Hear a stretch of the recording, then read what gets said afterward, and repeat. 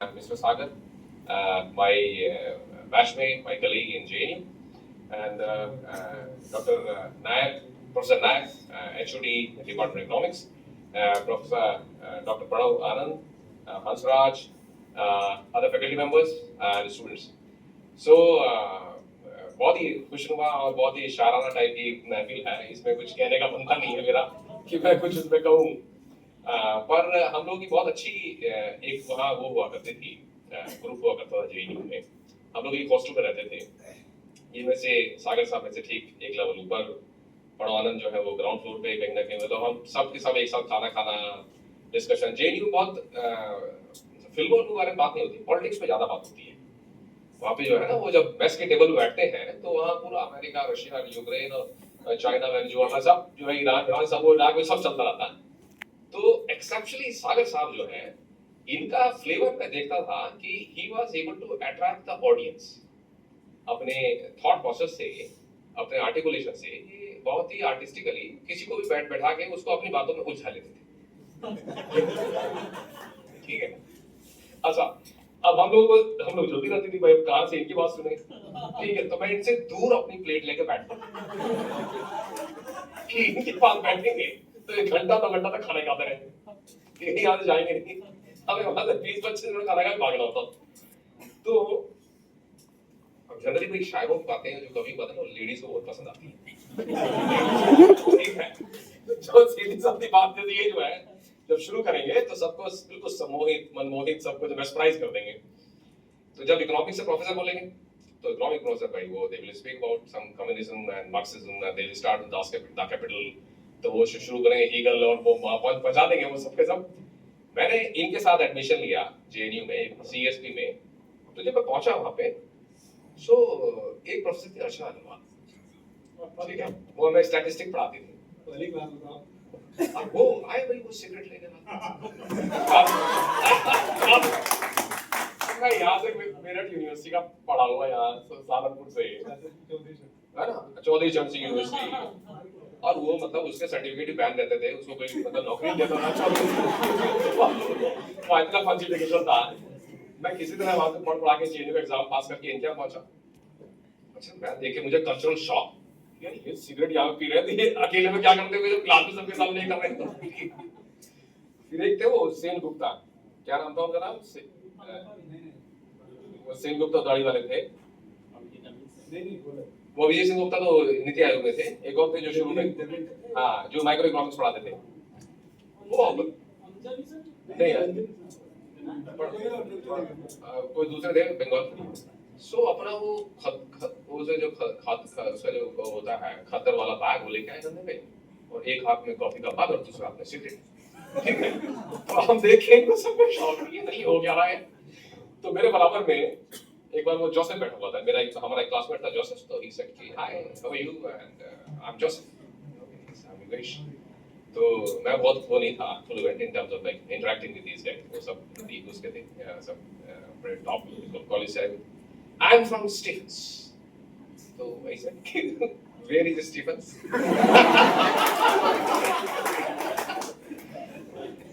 You don't know about Stephens? No, I don't know. So Stephens in Delhi is a college of the university, is number one college in graduation.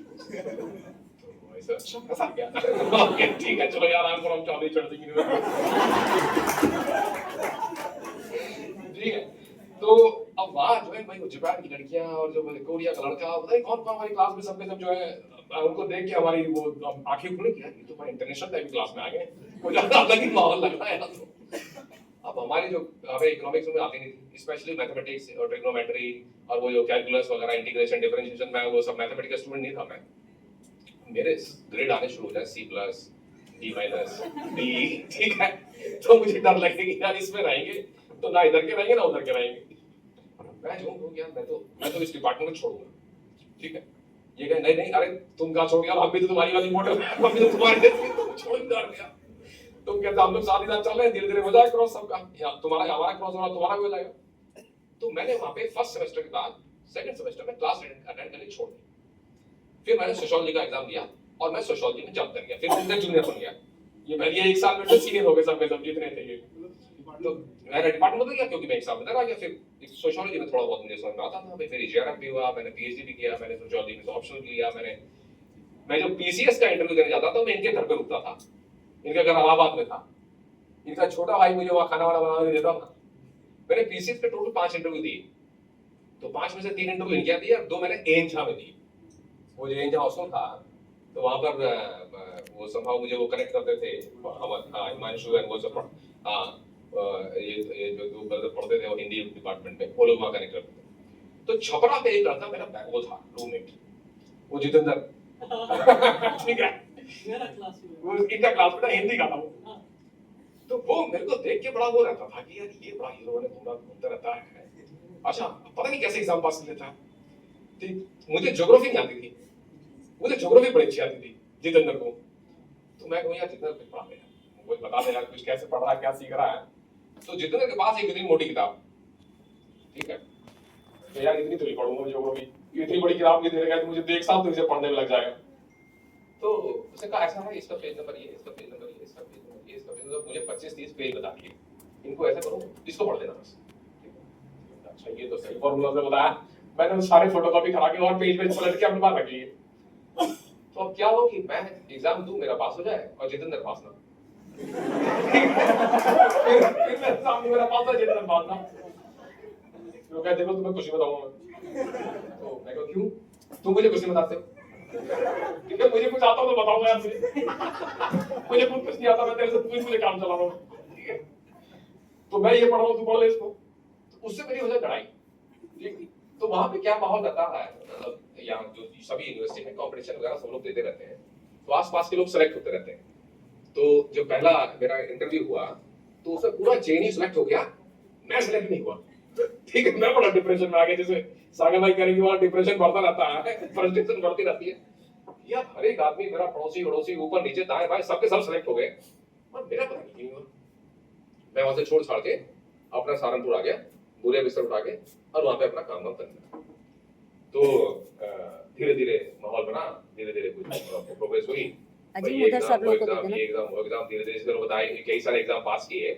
तो मैंने PCS में भी 3 exam 3 नौकरी ले डाली, IAS में भी 2 नौकरी ले डाली और धीरे धीरे ज्वाइन करते करते करते मैं इसमें लैंड कर गया। तो वहां पे पॉलिटिकल साइंस के प्रोफेसर हुआ करते थे सीपी भामरी, सीपी भामरी वहां के प्रोफेसर इमेरिटस थे और बहुत बड़ा कमाल बोलते थे, है ना। सीपी भामरी जो था वो जो थे, तो सीपी भामरी साहब जो है ना गर्मियों की दोपहर में वो एडमिन ब्लॉक की तरफ जा रहे थे। साबरमती एक हॉस्टल था, साबरमती जो है वो हॉस्टल था, लड़के लड़कियां एक साथ रहते थे, बहुत ही बदनाम हॉस्टल था, ठीक है। तो मैं भी वही रहता, ठीक है। जब मुझे मिला ना तो साबरमती हॉस्टल सामने बड़ी मजाक बनाई कि तू देखो वहां पहुंच गया।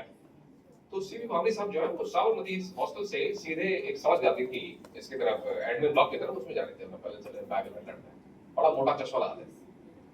तो किसी ने गाड़ी रुकी कि भाई जेएनयू से बाहर जाने का रास्ता क्या है। तो भामरी साहब कह रहे हैं मैं भी यहाँ पे 40 साल से घूम रहा हूँ, मुझे अंदर आने का रास्ता मिल गया, बाहर जाने का मुझे बाहर जाने का रास्ता नहीं पता है जेएनयू से क्या है, ठीक है, ढूंढो को तो मिल जाएगा, पूछो किसी और से पूछो। तो एक स्टोरी वहां की मुझे बड़ी याद रहती है। देन जहां तक इसका मींस ये अभी सागर साहब ने डिस्कस किया कि मैं यहाँ पे ऑरेंज इकोनॉमी को स्टडी करने आया हुआ था, उस पर कुछ वर्क हुआ है। ऑरेंज इकोनॉमी इज रिगार्डिंग ये जो रील्स वगैरह बनती है उससे संबंधित है, उसमें गवर्नमेंट बहुत फोकस कर रही है एंड उसमें करियर मेकिंग को एक मतलब उसमें इंटरवेंशन को एक करियर मेकिंग माना जा रहा है। This will be somewhere around $3 billion industry in next 5 years, ठीक है, एज पर द जो लेटेस्ट एस्टिमेट्स है। और इस बार अच्छे खासे उस तरफ जो है बजट्स भी आए हुए हैं। तो with respect to the career, फिल्मों में लिरिसिस्ट का करियर बनाना मुश्किल है, आईएएस बनना आसान है, ठीक है। हर साल 135 लोग आईएएस बनते हैं मिनिमम, 180 लोग आईपीएस बनते हैं, 30-35 से करीब आईएफएस बनते हैं, वो जो फॉरेन सर्विस होती है, और 70-80 जो है इंडियन फॉरेस्ट सर्विस वाले होते हैं, ये हो गए सारे ऑर्डिनरी सर्विस, ठीक। और न्यूनतम 800 से 1000 आदमी जो हर साल सिविल सर्विसेज में सेलेक्ट होता है, जो कि ये यूपीएससी सिविल सर्विस होती है। 800 आदमी गीतकार नहीं बन सकते, ठीक है। फिर उसके बाद 600-700 आदमी इसमें सेलेक्ट होते हैं सभी स्टेट सर्विसेज जो है, बिहार का अलग हो गया एग्जाम, हमारा अलग होगा, उत्तराखंड का अलग होगा, झारखंड का अलग होगा। तो जो ये वाला करियर आपने पहले देखा है, ये वाला करियर बहुत स्ट्रगलस करियर है, बहुत कठिन करियर है। इसमें जो उन्होंने इतने स्मूथली बताया कि मैंने ये किया, फिर मुझे 3,000 रुपए मिले, फिर मुझे 8,000 रुपए मिले, फिर मुझे 1 लाख मिले, फिर 3 लाख मिले, जो उन्होंने इतना स्मूथली बताया ना, this is a one of the difficult most career, जिसमें आपको सिंगल अपना ब्रांड नेम बनाना है। ठीक, जिस करियर में मैं हूं, there are many people like me India में, यूपी में इन टोटल 545 आईपीएस अफसर हैं और लगभग 600 साढ़े 600 आईएएस अफसर होंगे सारे मिला के। ठीक है, पीसीएस वाले भी होंगे 1000 रुपए करीब, तो कितने गीतकार नहीं होंगे ये देखा जाए तो 20 है पूरे कंट्री में, ये ऐसा है। तो जब हम यहाँ पे 600 आईएएस अफसर यहाँ लगा रहे हैं यूपी में, तो पूरे कंट्री में मिला के 7,000 8,000 आईएएस इतने गीतकार नहीं होंगे। तो यदि करियर के पॉइंट ऑफ व्यू से देखा जाए तो ये वाला जो करियर है जिसमें मैं स्टैंड कर रहा हूँ, जिसमें मैं हूँ, this is much easier career, this is much achievable, comfortably it is achievable. तो इसकी तरफ यदि मतलब इन्होंने अपना वाला करियर पब्लिसिटी करी, उसकी गाने वाला सुनाया, श्लोक सुनाया, दुआ सुनाया, तो मैं भी अपने करियर की थोड़ी सी पब्लिसिटी कर दूं। ठीक है, तो भैया जरूरी सब लोग गीत ही सुनाए, सब लोग शायरी लिखे, ऐसी कोई जरूरत नहीं है। तो ये वाला जो करियर है हमारे वाला बहुत अच्छा है, मतलब डिपेंडेबल करियर है, इसमें आना चाहिए। हमारे को वो वाला मतलब प्रति माह तनख्वाह मिलती है, प्रति गाने का कोई चार्ज नहीं है हमारे पास कि हमें प्रति वो मिलता चला जाए। हाँ, एक चीज है which he is sailing through, या which is like sailing him, that is his skills. He did not tell कि मेरे इतने मार्क्स आए, he did not say कि मैंने टॉप किया, यूनिवर्सिटी मुझे गोल्ड मेडल मिला, etc. इन्होंने उस पे नहीं गए। He said मुझे ये आता था और मैंने इसको और बेहतर किया, इसको मैंने और अच्छा किया। तो the same thing I tell to my daughter also, or to my kids also, कि we are not running after marks. आपको एक शब्द से पूरा नॉवेल, प्रियंका चोपड़ा लिखा है नॉवेल अनफिनिश्ड, ठीक है। देन जो लेडी ओबामा है उनका नॉवेल है वो बिकमिंग करके कुछ है, ठीक है। सो एक शब्द से पूरा स्टोरी लिखना, पूरी स्टोरी को कम शब्दों में बताना, दैट इज ए स्किल जो ये करते हैं। इनको एक सिचुएशन दी जाती है, एक मीटर दिया जाता है, एक सेटिंग्स बताई जाती है कि आपको बिहार की सेटिंग्स में ये वाली चीज को बताना है, तो ये अब अपनी क्रिएटिविटी से उसको बताते हैं। Creativity is the rarest thing जो आपको डेवलप करने में टाइम लगेगा, that is one of the best skill. जो एआई है, AI is creativity based. AI engineer वही अच्छे हैं जिनकी क्रिएटिविटी अच्छी है, ठीक है। तो my emphasis will be, other than focusing on what grades you are getting, or how many marks you are getting, how many standards you are qualifying, how many degrees you are collecting, focus on your skills also, ठीक है। that will help take you long way। Jitendra में और मेरे में ये फर्क था कि वो जो चीज जानता था उसको वहां करके नहीं आता, ठीक है, और मैं जो चीज नहीं जानता था वो भी करके आता। जब मैंने जेएनयू का एग्जाम दिया था पहली बार, उसमें तो मैंने 2 सब्जेक्ट एग्जाम दिया था, economics as a international subject, international science, and economics as social science. मैं economics as social science select हुआ, परंतु जो इकोनॉमिक्स एज जो इंटरनेशनल साइंस है उसमें मैं इसमें देहरादून के एक केंद्रीय विद्यालय में इतना ही बड़ा कमरा था, उसमें हम लोग एग्जाम दे रहे।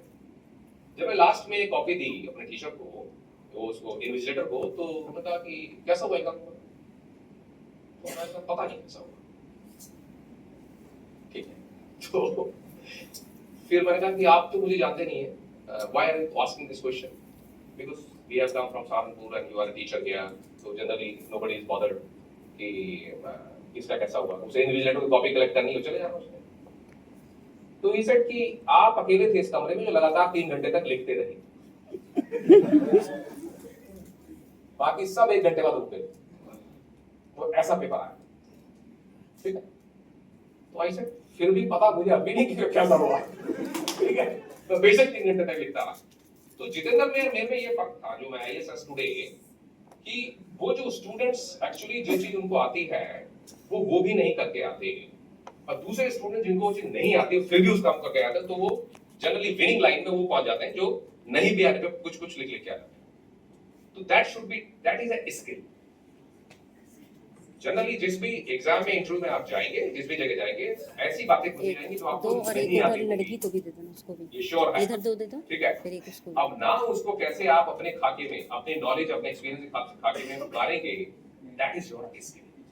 तो इंप्रूव दैट स्किल, उसको दे दो। ठीक है। तो चलो मैं ज्यादा नहीं बोल करूंगा आप लोगों को, ठीक है। Thank you very much everyone, thank you so much. अरे इसको इसको इस लाइन में